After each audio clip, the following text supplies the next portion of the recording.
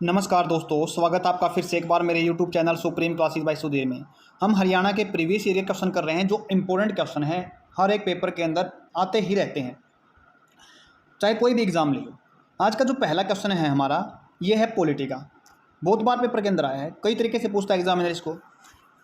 संविधान का कौन सा अनुच्छेद सर्वोच्च न्यायालय को पत्र जारी करने का अधिकार देता है? पत्र मतलब होता है रिट। रिट किस अनुच्छेद के अनुसार सर्वोच्च न्यायालय जारी कर सकता है? अब रिट जारी कब होती है? हमारे पास होते हैं फंडामेंटल राइट, जो कहाँ से 12 से लेके 35 तक होते हैं। फंडामेंटल राइट जिसको हम क्या बोलते हैं? मौलिक अधिकार बोलते हैं। अगर किसी भी सिटीजन के, नागरिक के फंडामेंटल राइट यानी मौलिक अधिकारों का हनन होता है तो वो सीधा सुप्रीम कोर्ट जा सकता है। अगर वो सुप्रीम कोर्ट नहीं जा सकता, उसके पास पैसे नहीं हैं इतने कोर्ट में जाने के, तो सुप्रीम कोर्ट खुद भी सुमोटो एक्शन जिसको हम बोलते हैं, पत्र खुद ही जारी कर सकता है, जिसको क्या बोलते हैं? रिट। रिट खुद ही जारी कर सकता है। वो आर्टिकल अपने पास कौन सा है? 36 है, 32 है, 38 है या भी 30 है। तो वो अपना आर्टिकल है जी 32, यानी इसका बी आंसर है सही। अब रिट जारी कर दी 32 आर्टिकल के तहत, किसने? सुप्रीम कोर्ट में। सुप्रीम कोर्ट ने 32 आर्टिकल के तहत की, लेकिन हाई कोर्ट्स भी कर सकता है। किस आर्टिकल के तहत? बहुत इंपॉर्टेंट क्वेश्चन है। आर्टिकल 226 के तहत हाई कोर्ट्स भी कर सकता है। अब एक क्वेश्चन और बनता है, रिट जारी करने का अधिकार है, जो पत्र जारी करने का अधिकार है, सुप्रीम कोर्ट का ज़्यादा है या फिर हाई कोर्ट्स का ज़्यादा है? तो इसका जवाब तो आपके अनुसार तो सुप्रीम कोर्ट हो सकता है। तो इसका सुप्रीम कोर्ट नहीं होगा, हाई कोर्ट होगा, क्योंकि हाई कोर्ट मौलिक अधिकारों के हनन पे तो रिट जारी करता ही करता है, जो केवल सुप्रीम कोर्ट फंडामेंटल राइट यानी मौलिक अधिकारों के हनन पे ही कर सकता है, और किसी पे रिट जारी नहीं कर सकता। कोई भी मैटर हो गया, लेकिन हाई कोर्ट्स किसी भी दूसरे मैटर पे भी क्या कर सकते हैं? रिट जारी कर सकते हैं। तो इसीलिए क्या कह सकते हैं, हाई कोर्ट्स की जो रिट जारी करने का अधिकार है वो सुप्रीम कोर्ट से ज़्यादा है। उम्मीद करता हूँ समझ में आ गया। नेक्स्ट क्वेश्चन देखते हैं अपना, हरियाणा की वित्तीय राजधानी कौन सी है? आसान क्वेश्चन है ये। चंडीगढ़ है, करनाल है, गुरुग्राम है, अम्बाला है। वित्तीय यानी फाइनेंस से कैपिटल का मतलब होता है जहाँ से हम बहुत ज़्यादा मात्रा में पैसा कमाते हैं। वो चंडीगढ़ है, करनाल है, गुरुग्राम है, अम्बाला है। अब किसकी बात की है? हरियाणा की बात की है। हरियाणा में क्या है? ज़्यादा से ज़्यादा हम पैसे जो कमाते हैं ना, ये कमाते हैं अपने किससे? गुरुग्राम से। अगर हम इंडिया की बात करते हैं, किसकी बात करते हैं? इंडिया की बात करते हैं, तो इंडिया की जो फाइनेंस कैपिटल है ना, वित्तीय राजधानी, वो है मुंबई। कौन सी है वो? मुंबई है। उम्मीद करता हूँ समझ में आ गया था। वैसे अपनी राजनीतिक राजधानी कौन सी है? न्यू दिल्ली। कौन सी अपनी? न्यू दिल्ली। उम्मीद करता हूँ समझ में आ गई होगी बात।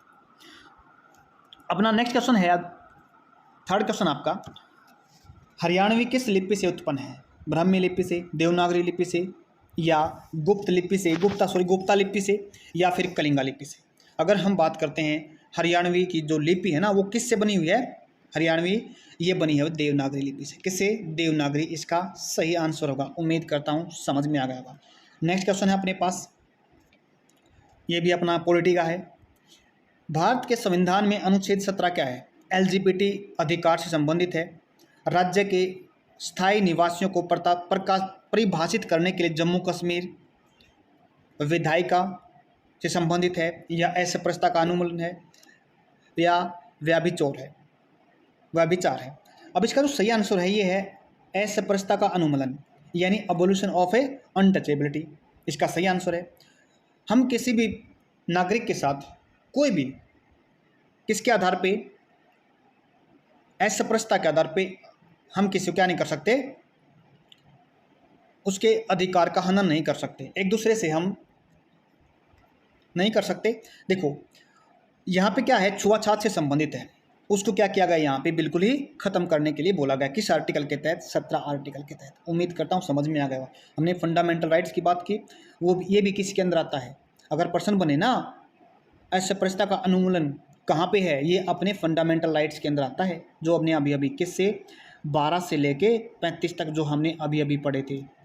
भाग नंबर कौन सा इसका? ये है जी भाग नंबर 3। भाग नंबर 3 में आता है अपने पास। उम्मीद करता हूँ समझ में आया। नेक्स्ट क्वेश्चन देखिए अपने पास, भारत के महान्यायवादी की नियुक्ति कौन करता है? इसको इंग्लिश में क्या बोलते हैं? Attorney general. भारत के मुख्य चुनाव आयुक्त करते हैं, भारत के राष्ट्रपति करते हैं, भारत के प्रधानमंत्री करते हैं, या भारत के मुख्य न्यायाधीश करते हैं? जो अटॉर्नी जनरल होता है ना, भारत का न्यायवादी, इसको हम देश का कानून अधिकारी भी बोलते हैं। क्या बोल सकते हैं? जो भी गवर्नमेंट करंट में यानी फिलहाल जो गवर्नमेंट चलती है ना, उसका जो क्या बोलते हैं? कानून अधिकारी बोलते हैं। कानून के सारे सरकार के मामले कौन देखता है? अटॉर्नी जनरल देखता है। ये किस आर्टिकल, कई बार आर्टिकल ही पूछ लेता है, किस आर्टिकल के तहत आता है ये भारत का महान्यायवादी? इसके लिए आर्टिकल है जी 76, 76 आर्टिकल के तहत भारत के कौन होंगे? महान्यायवादी होंगे। जिसको कौन चुनता है, अपॉइंट जिसको कौन करता है? ये करता है प्रेसिडेंट ऑफ इंडिया, भारत के राष्ट्रपति। ऑप्शन इसका कौन सा सही है? B answer is the right answer. उम्मीद करता हूँ समझ में आ गया होगा। नेक्स्ट क्वेश्चन देखिए, हरियाणा की प्रमुख मौसमी नदी कौन सी है? घग्गर है, यमुना है, गंगा नदी है या टांगरी नदी है? जो अपनी मौसमी नदी है ये है जी घग्गर नदी। कौन सी है ये? घग्गर नदी को हम मौसमी नदी कहते हैं हरियाणा की। अगला क्वेश्चन देखिए, 7वां क्वेश्चन है अपना पास। भारतीय संविधान के अनुसार भारत में खालिस्तान राज्य का प्रमुख होता है। अगर हम भारत की पूछे ना, प्रमुख कौन होता है? अगर हम इंडिया की बात करते हैं, राष्ट्रीय लेवल पे बात करते हैं, उसका होता है जी राष्ट्रपति। कौन होता है? उसका होता है राष्ट्रपति। अगर हम राज्य की, वैसे एक बात बताते हैं आपको, यहाँ पे अगर हम देश की बात करते हैं ना, तो देश को पॉलिटिकल साइंस के अंदर हम स्टेट ही बोलते हैं। क्या बोलते हैं उसको? स्टेट ही कहते हैं देश को भी। बट हम यहाँ पे किसको दिखा रहे हैं? हम यहाँ पे क्वेश्चन में दिखा रहे हैं स्टेट। जैसे हमारी हरियाणा स्टेट हो गई, राजस्थान हो गई, यूपी हो गई। अगर इनका हेड कौन होता है, इनका प्रमुख कौन होता है? वो होता है जी गवर्नर। कौन होता है? गवर्नर। अगर ऑल इंडिया बात करें तो हम प्रेसिडेंट को बोलेंगे। अगर राज्य की बात करें तो गवर्नर इसका सही आंसर होगा। सारे के सारे काम होते हैं गवर्नर के नाम पे राज्य में। अगर हम अपने देश की बात करते हैं वो होते हैं राष्ट्रपति के नाम पे। उम्मीद करता हूँ समझ में आ गया। नेक्स्ट क्वेश्चन देखिए, चौधरी बंसीलाल को खालिस्तान के रूप में जाना जाता है। हरियाणा के पंचदीदा मुख्यमंत्री, हरियाणा का लौह पुरुष, हरियाणा के पिता या हरियाणा केसरी? इसका तो सही आंसर ये क्या बनेगा? इसका सही आंसर है हरियाणा के लौह पुरुष जाना जाता है बंसीलाल को। एक और चीज़ पूछता कई बार एग्जाम के अंदर, हरियाणा के जो आधुनिक निर्माता को भी क्या बोलते हैं? ये बंसीलाल ही थे। बंसीलाल को आधुनिक हरियाणा का निर्माता भी कहा जाता है। इसकी कभी कभी उसका जन्म भी पूछ लेता है। ये जन्म कब हुआ था इसका हुआ था जी 26 अगस्त 1927 को हुआ था। कहाँ पे? भिवानी डिस्ट्रिक्ट में। कहाँ पे हुआ था जी? भिवानी डिस्ट्रिक्ट में हुआ था, भिवानी जिले में। तो गांव कौन सा था? गोलागढ़ में। कहाँ पे हुआ था? भिवानी गोलागढ़ के अंदर इनका जन्म हुआ था। उम्मीद करता हूँ समझ में आ गया होगा। नेक्स्ट क्वेश्चन है अपने पास, कौन सा राजवंश मूलतः हरियाणा से संबंधित है? भरत वंश, मौर्य वंश, लोधी वंश या फिर गुप्त वंश? सही आंसर इसका पता होगा आपको, ये है जिसका भरत वंश हरियाणा से संबंधित है। इसके नाम से ना अपने इंडिया का नाम भी पड़ा है। क्या पड़ा? इसका नाम है अपने जो भारत है ना, इंडिया का नाम भी, सॉरी इंडिया का नाम नहीं, अपने भारत, इंडिया का नाम क्या पड़ा है? भारत। अपने संविधान में भी कहा गया है इंडिया दैट इज भारत। पहले आर्टिकल के अंदर बताया गया है इंडिया दैट इज भारत। इस बात को भी याद रखना, एग्जाम के अंदर आई है ये भी बात, भारत के नाम से। नेक्स्ट क्वेश्चन देखिए, 10th क्वेश्चन है, भारत में कितने मौलिक अधिकार हैं? Fundamental rights. बार बार एग्जाम के अंदर आता ही आता है, ऐसा कोई एग्जाम नहीं जहां से फंडामेंटल राइट के बारे में नहीं पूछा जाता। कितने अधिकार हैं अपने पास? 10, 7, 5, 6।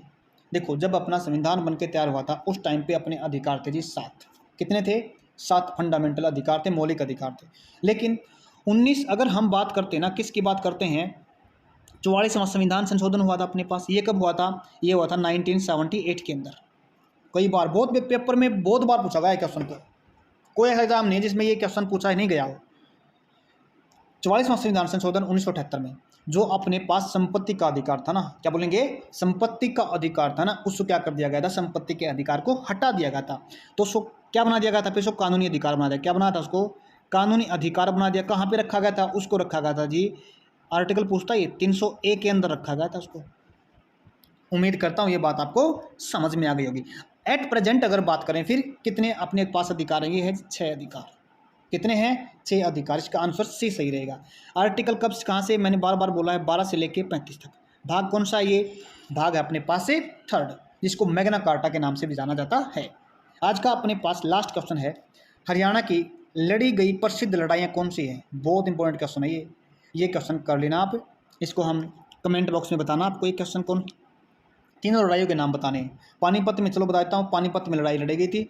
तीनों लड़ाइयों के आपने कब कब हुई थी ये बताना है। काफ़ी प्रसिद्ध है अपना पानीपत, हरियाणा की लड़ाइयों के कारण। उम्मीद करता हूँ समझ में आ गया होगा। आज की क्लास में हम इतना ही रखते हैं। अगर आपको क्लास अच्छी लगी, लाइक शेयर सब्सक्राइब कर देना। आज के लिए इतना ही, धन्यवाद।